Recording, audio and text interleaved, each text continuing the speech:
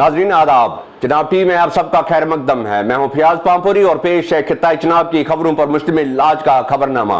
लेकिन सबसे पहले इस वक्त की हेडलाइंस।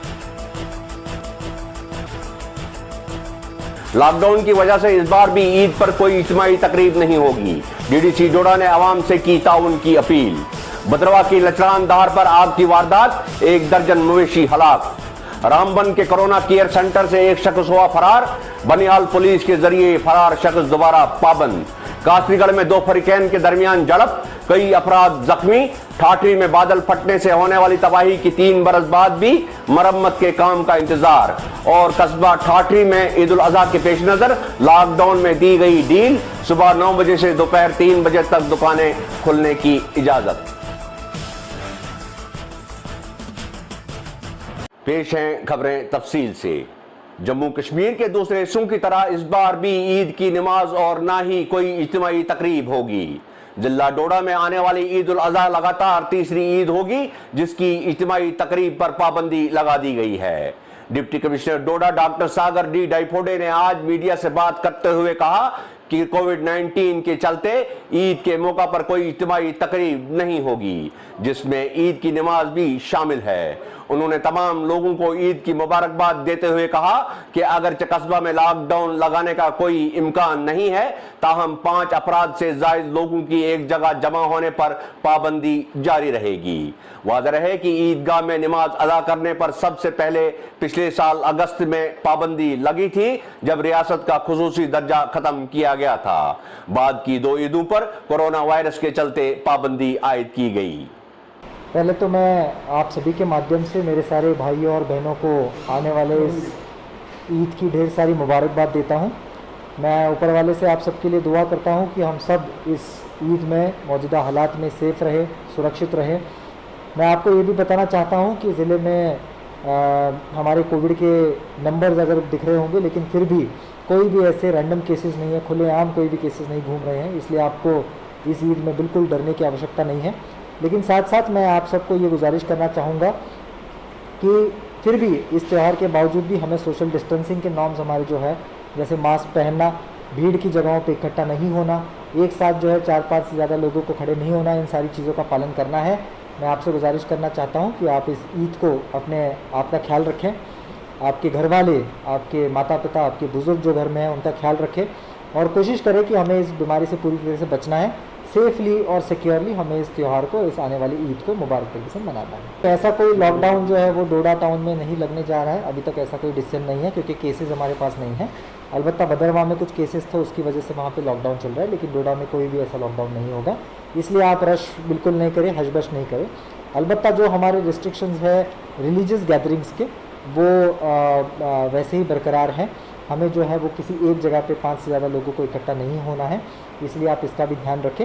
लेकिन ऐसे कोई लॉकडाउन के कोई रूमर्स नहीं फैलाएं। आपको पूरा जो है फ्रीडम के साथ में जो आने वाले 3-4 दिन है उसमें आपको शॉपिंग करने का या फिर खरीदी करने का जो भी आप चाहते हैं उसकी पूरी जो है मुभा दी जाएगी। कोई भी ऐसे रिस्ट्रिक्शंस नहीं। वो जो मैंने आपको बताया, मैं दोबारा उसको रिपीट करता हूँ कि जो रिलीजियस कांग्रेगेशंस हैं वो अभी भी जो है वो परमिटेड नहीं है। 5 से ज़्यादा लोग किसी जगह पर इकट्ठा नहीं हो सकते। जिला डोडा के भद्रवा में आज आग की वारदात में एक मकान पूरी तरह खाकस्तर हुआ और 1 दर्जन घरेलू मवेशी जलकर मारे गए। इत्तलात के मुताबिक आग लचरान दहार पर एक मकान में लग गई और इलाके में फायर सर्विस न होने की वजह से पूरा मकान खाकस्तर हुआ। आग लगने के वक्त घर में एक ही शख्स मौजूद था जो जान बचाने में कामयाब हुआ। ताहम मकान में रखी 6 भेड़ें, 4 मवेशी और 2 पालतू कुत्ते जलकर मारे गए। आज जिला रामबन के कोरोना केयर सेंटर से कोविड-19 का एक मरीज फरार हुआ। मरीज के फरार होने की इत्तला मिलते ही पुलिस हरकत में आ गई और फरार होने वाले शख्स की तलाश शुरू की। इत्तलात के मुताबिक फरार होने वाले शख्स को बनिहाल में दोबारा पकड़कर वहां के एक कोरोना केयर सेंटर में भर्ती किया गया। इस शख्स के पकड़े जाने के फौरन बाद रामबन के senior superintendent of police Banihal पहुंचे और वहां मौजूद मीडिया के नुमाइंदों से बात करते हुए कहा कि फरार होने वाले शख्स के बारे में मजीद जानकारी ली जा रही है ताकि उन अफराद की निशानदही हो जिनसे वो इस दौरान मिला।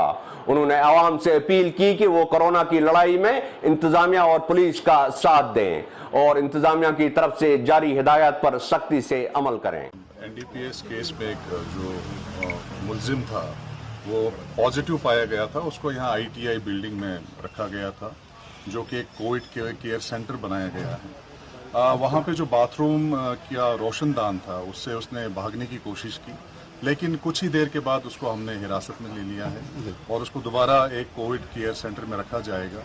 तो लेकिन एक बड़ा डेंजरस बात होती कि क्योंकि वो पॉजिटिव केस था, अगर वो किसी भी इलाके में जाता तो बहुत सारे लोगों को पॉजिटिव कन्वर्ट कर सकता था, लेकिन बर वक्त कार्रवाई हुई। मैं शाबाशी देता हूं अपनी पुलिस टीम को जिन्होंने उसको फौरी तौर पर अरेस्ट कर लिया और वापस ले आया। बिल्कुल, देखिए हमारी पुलिस एक प्रोफेशनल पुलिस है, हम हर एंगल को देखते हैं। जब भी कुछ इस किस्म का कोई वाक़या पेश आता है तो एक प्रोफेशनल अप्रोच रखी जाती है जिसका नतीजा आपके सामने है कि विद इन नो टाइम वो पकड़ा गया। तो चाहे जंगल हो चाहे रास्ता हो, हम पूरी तरह कॉम्पिटेंट हैं इस तरह के वाक़यात को निपटने के लिए। देखिए, अगर आप पुलिस के रोल की बात करें, एक तरफ तो कोविड के साथ हम फाइट कर रहे हैं, दूसरी तरफ ये जो सोशल एविल्स हैं, सोसाइटी में जो क्राइम हो रहा है उसमें भी पुलिस सबसे आगे है। जहाँ तक ड्रग्स की बात है, इस पे हमने एक मुहिम छेड़ी हुई है। अभी पिछले 5-6 दिनों में तकरीबन 9 केसेस हमने दर्ज किए हैं। डिफरेंट व्हीकल से हमने चाहे वो पॉपी स्ट्रॉ हो चाहे चरस हो बरामद की है। और मैं आपको बता दूं कि हमारे सीनियर ऑफिसर जिसमें डीजीपी साहब हैं, आईजीपी साहब हैं, हमारे डीआईजी साहब हैं, सबकी क्लियर कट डायरेक्शंस हैं कि ड्रग स्मगलिंग जो है, ड्रग ट्रैफिकिंग जो है, इसको किसी भी हालत में बर्दाश्त नहीं करना है। तो यही डायरेक्शंस हम अपने नीचे जो हमारे सबॉर्डिनेट्स हैं उनको वक्तन फवक्तन बताते हैं। उसी का नतीजा है कि आप देखेंगे कि पिछले 6 दिनों में तकरीबन 9 एफआईआर लगी हैं और आइंदा भी हम इस पर सख्त कार्रवाई करने वाले हैं। इस वक्त जिला में हर कंपनी का काम बंद है, इसमें क्लियर डायरेक्शंस हैं जो हमारे डीसी साहब हैं उन्होंने जारी की हैं। अगर कहीं कोई वायलेशन होती है और हमारे नॉलेज में आती है, हमें बताया जाता है, तो मैं यकीन दिलाता हूँ फौरी तौर पर कार्रवाई करेंगे। जब तक कि तमाम मुलाजमीन या जो वर्कर्स वहाँ पे काम कर रहे हैं, जब तक वो अपना कोविड टेस्ट नहीं करवाएंगे, तब तक किसी भी कंपनी में काम करने की इजाज़त नहीं होगी। आपको आपके नॉलेज में होगा, कल एक एफआईआर दर्ज हुई है रामबन में। कुछ इसी किस्म का एक वाक़या था कि वो भी मटेरियल को बिल्कुल चिनाब में फेंक रहे थे। प्रॉपर एफआईआर लॉन्च हुई है जो कंसर्न कंपनी है। अगर यहाँ पे भी कहीं इस किस्म की कोई वायलेशन हो रही है, फौरी तौर पे हमारे पुलिस ऑफिसर्स के नॉलेज में लाई जाए। मैं यकीन दिलाता हूँ कि हम उसमें भी एफआईआर लॉन्च करेंगे और जो भी डैमेजेस यहाँ के फ्रेश वाटर बॉडीज़ को हो रही है उसको हम रोकने की पूरी कोशिश करेंगे। देखिए, अब तक रामबन के आवाम ने बहुत कोऑपरेट किया है। एक हिली डिस्ट्रिक्ट है, टफ लाइफ लोग गुजारते हैं, इनका जो डेली कमाने का जो जरिया था वो भी इफेक्ट हुआ है, लेकिन इसके बावजूद भी लोगों ने बहुत ज़्यादा कोऑपरेट किया है। एक बार फिर मैं पुलिस डिपार्टमेंट की तरफ से अपील करूंगा कि कोविड अभी तक कुछ देर रहेगा, इसमें बेहतरीन जो तरीका है इससे फाइट करने का कि अपने आप को आप महफूज रखें। अपने आप को महफूज रखने के लिए सबसे पहले आपको फेस मास्क पहनना पड़ेगा, सोशल डिस्टेंसिंग रखनी पड़ेगी और बिला ज़रूरत आप घर से बाहर ना निकलें। ये कुछ चीज़ें हैं, ये तदाबीर हैं, अगर आप अपनाएं, मुझे लगता है कोविड को हम पूरी तरह यहाँ पर फाइट कर सकते हैं। Thank you very much sir. देखिए, जहाँ तक बानिहाल की बात मैं करूँगा, आप देखेंगे कि ज़िला रामबन में सबसे ज़्यादा केसेस बानिहाल में पॉजिटिव आ रहे हैं। तो यहाँ पे पिछले कुछ दिनों लॉकडाउन रखा गया, लेकिन आज मार्केट ओपन है। ईद भी आने वाली है, तो ईद के सिलसिले में कुछ दिन आपको यहाँ पर रिलैक्सेशन मिलेगी, लेकिन 30th और 31st से एक बार फिर लॉकडाउन रहेगा। ईद के दिन लॉकडाउन नहीं होगा, लेकिन मुझे उम्मीद है कि लोग पूरा कोऑपरेट करेंगे, ज़्यादा बाहर नहीं निकलेंगे, तो फौरी तौर पर कुर्बानी का भी सिलसिला शुरू हो जाएगा। लेकिन इस बार एहतियात बरतनी है कि क्योंकि कुर्बानी का जो मीट है, एक घर तकरीबन 50-100 घरों को बेचता है, तो वो एक सिलसिला ना बन जाए कोविड फैलाने का। उसमें एहतियात बरतनी है और कम से कम घरों में वो जो कुर्बानी का गोश्त है वो डिस्ट्रीब्यूट करें, और मुझे उम्मीद है कि पब्लिक पूरा सपोर्ट करेगी हमारी इस इल्तिजा के लिए। जिला डोडा की तहसील कासरीगढ़ के एक गांव वाटरी में 2 फरीकों के माबैन झड़प में एक घर के कम से कम 4 अफराद जख्मी हुए हैं। तफसीलात के मुताबिक दो फरीकों के माबैन जमीन के तनाजा को लेकर हाथापाई शुरू हुई और दोनों तरफ से जानलेवा हमलों तक पहुंची, जिसके नतीजे में शंकर सिंह और उसकी जौजा, फर्जंद और बहू को शदीद तौर जदकोब किया गया। जख्मी अफराद का कहना है कि वो किसी काम से एक कदमी रास्ते पर जा रहे थे जो दूसरे फरीक के खेत से गुजरता है। उसी दौरान दोनों ग्रुपों में तू मैं शुरू होगी, जो बाद में खूनी झड़प में बदल गई। शंकर सिंह के अफराद खाना इस झड़प में शदीद तौर जख्मी हुए हैं, जिनको इलाज मुआवजा के लिए पुलिस ने जिला अस्पताल डोडा मुंतकिल किया है। डोडा पुलिस ने इस सिलसिले में एक मुकदमा भी दर्ज किया और बाकी कार्रवाई जारी है। की जड़ क्या है? लड़ाई की बुनियादी वजह क्या है? लड़ाई की जड़ ये है कि हम जमीन में जाते हैं, उधर ऊपर से वो निकलने नहीं देते। हमें रास्ता है उधर से, वो उधर से निकलने नहीं देते। कभी बच्चों को पथरा करते हैं, कभी बीवी को, कभी किसी को। आपके साथ ये क्या मामला? चोट आई तो कैसे? चोट आई, मेरे को मारा कलाड़े से गंभीर सिंह आ गया, जसपाल सिंह आ गया, इकबाल सिंह ने कहीं उधर कहीं डिप्टी है उसकी पता नहीं कौन सी जगह, वहाँ से फोन करता है चौकी पे हैं। चौकी वाले भी चुप करके रहते हैं। क्या है वजह, क्या है? हमारी है उधर जमीन, वो उधर हमला करते हैं। अभी 2 साल हो गए हमला, बूटे भी उधर काट देते हैं, रात को बारात को चलते हैं, गुंडे बन के चलते हैं। एक बार हमारे घर में वो आया था डिशपाल, तो उन्होंने वो दरवाजा ही खोल दिया था। हमने गायों को मिर्गे मार लेनी थी चित्रा को। उधर ऐसा हमला करते हैं, गुंडे बनकर रात को आते हैं। मुझे उधर नहीं बैठना है और गवर्नमेंट मुझे कहीं जगह देगी, उधर बैठना है। उधर बहुत खतरा है, जैसे कानपुर हुआ था ऐसे खतरा उधर भी हो जाएगा। उधर भी गुंडे हैं, हमें मेरे लड़के हैं बेचारे गरीब उधर। नहीं, इसके लिए तो कानून है, पुलिस है, उनकी मदद क्यों नहीं ले रहे हो? मैं 3-4 बार इधर भी आई थी, कोर्ट में केस लगा हुआ। उन्होंने आज बहुत हमला किया, बोलने लगे हमने कत्ल करना है, क्या करना है आपने। और मेरे बच्चों को मकान भी नहीं है बैठने के लिए, कुछ कोई मकान भी नहीं देता है इनको। कहाँ के रहने वाले हैं और क्या मारपीट जो मामला है, क्या वजह है इसकी? इसकी मारपीट, हम उधर रास्ते में आई, उधर खेत से, उनके मकान के ऊपर हमारा रास्ता है, बस उसी के लिए कहते हैं भाई हमारे मकान के ऊपर चलते हैं। और हमारी खेत में उन्होंने वो मक्की सड़कें भी खराई है, बस उसी के लिए वो इकट्ठे हो गई। वो आ गई को 10-15 आदमी, 3 घर के काम थे, 2-3 आदमी। हम खेत से आए थे वापस घर के लिए, डाली लेकर और लकड़ी लेकर। वो हमारे पीछे पड़ गई, वहीं गिरा लिया हमें को। तो किस तरह की चोटें आई, किस हथियार से हमला किया गया? वो कुल्हाड़ा था उनके पास। डंडे। क्या नाम था उनका? गंभीर सिंह और ये सरेंद्र सिंह और जिशपाल सिंह और राजेश। आपने खेत से वापस आया, उनके मकान के ऊपर हमारा रास्ता आता है और उस मकान के ऊपर उन्होंने हमको पकड़ लिया।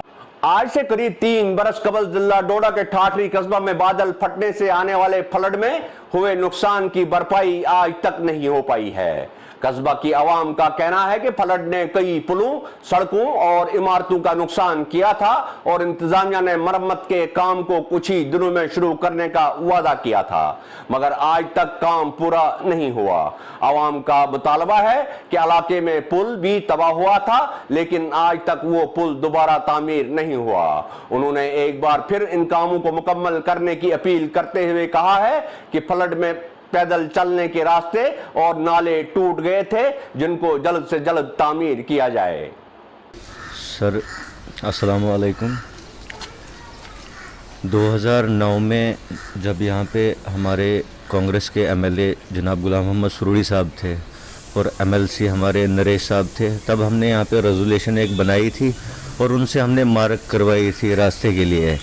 तो 2009 से तब से आज तक हमें यहाँ पे कोई भी पुल नहीं मिला है, बल्कि यहाँ पे लेंटर, इस नाले में लेंटर पड़ा और उस पे भी हम चलते थे।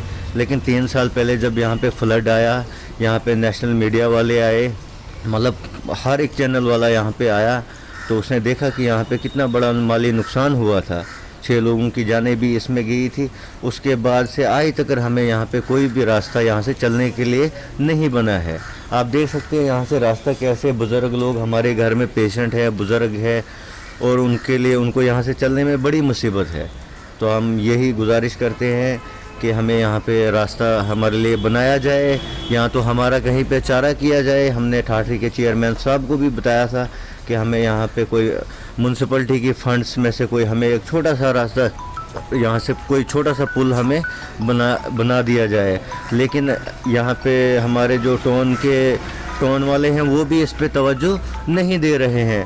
हमने तहसीलदार साहब के पास भी गया, एडमिनिस्ट्रेशन से भी हमने यही गुजारिश करते हैं कि हमारे घरों में बीमार हैं, बुज़ुर्ग है, उनको बहुत प्रॉब्लम आती है यहाँ से चलने फिरने के लिए। हम यही गुजारिश करते हैं आपके माध्यम से कि हमें यहाँ पे छोटा सा एक पुली की डिमांड करते हैं हम, जिससे कि हम सबको यहाँ से चलने में, बच्चों को, बुजुर्गों को आसानी हो जाए। सर, यहाँ पर जो 3 साल पहले क्लाउड बर्स्ट हुआ था, उसके बाद फ्लड की वजह से वहाँ पर जो काफ़ी नुकसान हुआ था, वहाँ पर लोगों की डिमांड है फुटब्रिज की, उसके बारे में आपका क्या कहना है? देखिए, मुझे जो है कल आपने जब टेलीफोनिक कॉल की उसी टाइम इस इशू का पता लगा है। मेरे सामने इशू पहले नहीं आया है, तो हम अब आपने हमारे नॉलेज में लाया है। मैं देखता हूँ इसका स्टेटस क्या है, क्या इस पर पहले कोई डेवलपमेंट हुई है। अगर नहीं हुई है तो कंसर्न एजेंसी से DPR बनवाएंगे, क्योंकि ये एक जेन्युइन मसला है। तो मुझे लगता नहीं इसमें दिक्कत आनी चाहिए, तो जल्द से जल्द इंशाल्लाह ये हो जाएगा। सर, जैसा कि हमने कॉल किया था DC ऑफिस में, वहाँ पर उन्होंने कहा कि यहाँ पर पुल बन चुका है। तो आप तो यहाँ पर खुद हैं, यहाँ के सुपरविजन में, आपकी सुपरविजन में सब कुछ होता है, तो वहाँ पर आपने क्या देखा है? नहीं, मैं इस बारे में, क्योंकि मैंने आपसे कहा कि मुझे इस मसले का पता नहीं और मैंने स्पॉट विजिट नहीं किया है, और DC ऑफिस ने किस रेफरेंस में कहा है, खैर उन्होंने गलत कहा नहीं होगा, तो मे भी कोई अगर कंफ्यूजन रही होगी तो वो स्पॉट की ही रही होगी। तो देख लेंगे उनके साथ भी। ऐसे जो जहाँ पर स्पॉट है, जहाँ पर फ्लड है, आपके मतलब आपकी तरफ से क्या है कि वहाँ पर फुटब्रिज है कि नहीं है? देखिए, मैंने जो जितना रोड के पास, तो मैंने फुटब्रिज उस पर नहीं देखा है। जी। तो उसको देख के, तो लोगों से भी बात करके, तो कंसर्न डिपार्टमेंट से टेकअप करवाते हैं। इसमें मुझे लगता नहीं कोई दिक्कत आनी चाहिए। ठीक है सर, थैंक यू। आने वाली ईद उल अजहा को देखते हुए इंतजामिया ने जिला डोडा के ठाठरी बाजार में 6 घंटे दुकानें खोलने की इजाजत दी है, ताहम नाइयों की दुकानें खोलने की इजाजत नहीं होगी। इंतजामिया के मुताबिक जरूरी अशिया की दुकानें सुबह 9 बजे से दिन के 3 बजे तक खुली रहेंगी। वादा रहे कि ठाठरी में कुछ अफराद के कोरोना पॉजिटिव आने पर पूरी मार्केट को बंद कर दिया गया था। आज मार्केट खुलने पर बाजार में काफी रश देखा गया। मार्केट खोलने के साथ ही इजाफी फोर्सेज को बाजार में तैनात किया गया है, ताकि आवाम कोरोना के हवाले से जारी की गई हिदायत पर पूरी तरह अमल करें। जनाब, ये जो लॉकडाउन के बाद आज दुकानें खोली गई, इसके बारे में आप क्या कहना चाहते हैं? हम सबसे पहले हम शुक्रगुजार हैं एडमिनिस्ट्रेशन ठाठरी के कि उन्होंने ईद को मद्देनज़र रखते हुए आज ये मार्केट को थोड़ा टाइम दिया इन्होंने कुछ। लेकिन अब लोगों के लिए भी ये ज़रूरी है कि वो इस पर जो उन्होंने ये यहाँ पर बनाया है SOP जो बनाया है, तो इस पे ज़रूरी वो इक़दाम करें, लोग भी इस पर अमल किया करें, क्योंकि जो मास्क लगाना ज़रूरी है, सोशल डिस्टेंस रखना ज़रूरी है। बाकी एडमिनिस्ट्रेशन को इन चीज़ों को ले ख़ास ध्यान रखना चाहिए कि आने वाले वक्त में, क्योंकि हालात ठीक नहीं है, एडमिनिस्ट्रेशन को चाहे कि लोगों का भी ख्याल रखे, मार्केट का भी ख्याल रहे, खान पीन की चीज़ें भी लोगों तक पहुँचे, उसका भी टाइम रखे, क्योंकि यही एक वाहिद मार्केट है यहाँ ठाठरी में नेशनल हाईवे पे, जहाँ से हर एक जगह के लिए यहाँ पर ज़रूरी जो बुनियादी सहूलियात है, जो भी राशन वगैरह होता है, लोगों को यहाँ से ही जाता है सारा कुछ। अगर यही मार्केट बंद रहेगी तो फिर लोगों को जो दूर दराज इलाके हैं उनको मुश्किलात का सामना करना पड़ेगा। खासकर ईद को मद्देनज़र रखते हुए एडमिनिस्ट्रेशन ने ये जो इक़दाम उठाए हैं, हम उनके शुक्रगुजार हैं। उधर गुंदो में वहां के सब डिविजनल मजिस्ट्रेट ने गुंदो इलाके के आइमा मसाजिद और दूसरे मजहबी रहनुमाओं के साथ एक मीटिंग मुनक्कद की। मीटिंग में ईद उल अजहा की तकरीबात के हवाले से बातचीत हुई। SDM ने मीटिंग में आए अफराद के जरिए आवाम से अपील की कि वो ईद के मौका पर किसी भी इज्तिमाई तकरीब से इजनाब करें। उन्होंने कहा कि कोरोना वायरस के चलते आवाम इंतजामिया की तरफ से जारी करदा हिदायत पर पूरा अमल करें। ईद आ रही है, इस पे भी हम लोगों ने अभी हम 3-4 इमाम से हम इंटरेक्शन करके आए, हमने यही अपील की कि एज पर SOP जो 3-4-5 लोग जो अलाउ किए गए हैं मस्जिद में सिंबॉलिकली प्रेयर्स ऑफर करने के लिए, उन्हीं को अलाउ करें, गैदरिंग ना होने दें, लोग अपने अपने घरों से प्रेयर्स ऑफर करें।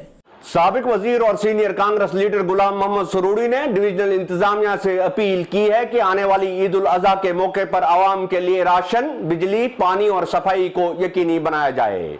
उन्होंने इंतजामिया से अपील की है कि वो बाजारों में जाकर जरूरी अशिया की दस्तयाबी का पता लगाएं और दुकानदारों को हिदायत दें कि वो हर चीज की मुनासिब कीमत वसूल कर रहे हैं। सुरूरी ने कहा कि त्योहारों के दौरान कुछ दुकानदार जखीरा अंदोजी और ब्लैक मार्केटिंग करने के साथ साथ इजाफी कीमतें वसूल करते हैं। उनका कहना था कि इंतजामिया को चाहिए कि वो ऐसे दुकानदारों और ताजरों के खिलाफ कार्रवाई करें। आवाम से अपील करते हुए सुरूरी ने कहा कि आवाम को चाहिए कि कोरोना वायरस के फैलाव को देखते हुए वो अपनी हिफाजत को यकीनी बनाएं और हुक्काम की तरफ से दी गई हिदायत पर अमल करें। जिला डोडा की तहसील काहरा की आवाम ने मुसाफिर गाड़ियां चलाने वाले गाड़ी मालिकान की तरफ से जायद किराया वसूल करने का इल्जाम आयद किया है।